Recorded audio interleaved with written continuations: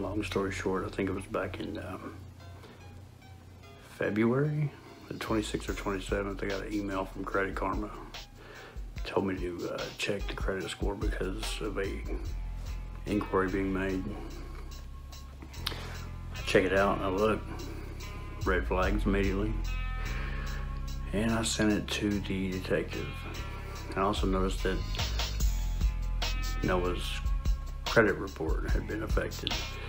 Now, for those of you who may not understand, in 2014 when he went missing initially, I also set up a credit monitoring account. That way that he could, you know, if he were to be somewhere and get a call or go to the hospital, whatever, I would be notified. It would show like he was in Montana somewhere. So I did that, and nothing had happened for almost 4 years, up until, you know, February of this year, which is pretty strange. And I look and you can see the dealership and see that what it was for. It was by Mountain View Ford. So I got his denial letter, which you can see right here.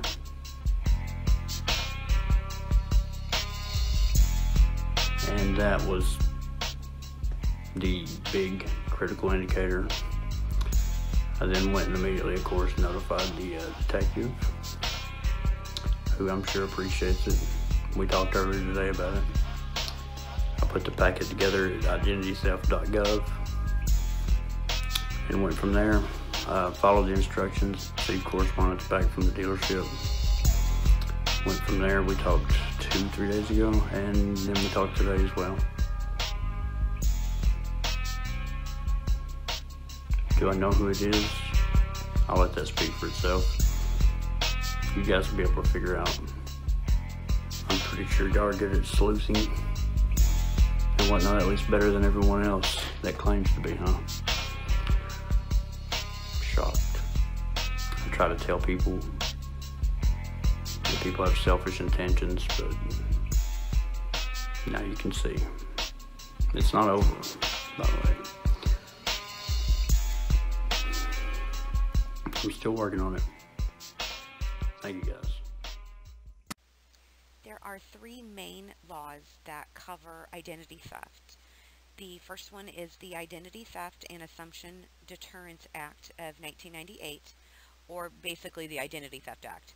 And this is the act that makes it a federal crime when anyone knowingly transfers or uses, without lawful authority, a means of identification of another person with the intent to commit or to aid or abet any unlawful activity that constitutes a violation of federal law or that constitutes a felony under any applicable state or local law. Basically, this is the act that states it's a crime if someone tries to obtain the identity of someone else unlawfully. Violations of this act are investigated by federal investigative agencies such as the U.S. Secret Service, the FBI, and the U.S. Postal Inspection Service, and are prosecuted by the Department of Justice. The second one is Section 523 of the Gramm-Leach-Bliley Act, and this makes it a crime to request another person to obtain customer information from a financial institution if the requester knows that the information will be obtained by making a false or fraudulent statement. This is the act that basically covers phishing, which was covered in the first part of this presentation. This is when someone will try to obtain financial or pertinent information from someone through phishing emails or possibly contacting them, trying to pretend to be someone else, possibly their financial institution, in order to get someone's name, social, date of birth, information that they would need in order to steal someone's identity. The third one is the Fair and Accurate Credit Transaction Act of 2003, and this provides consumers, companies, consumer reporting agencies, and regulators with tools that expand access to credit and other financial services to enhance the accuracy of consumers' financial information, as well as to help fight and bring an end to identity theft.